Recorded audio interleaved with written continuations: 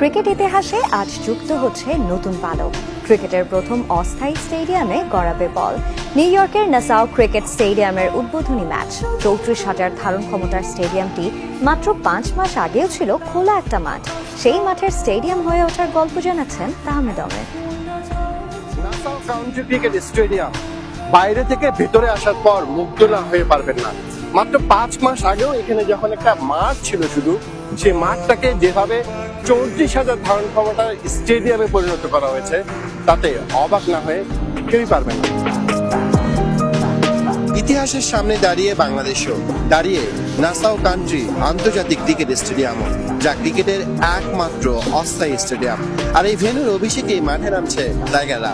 নিশ্চিতভাবেই অভূতপূর্ব এক শিহরণ খেলে যাবে সাকিব শান্তদের মনে।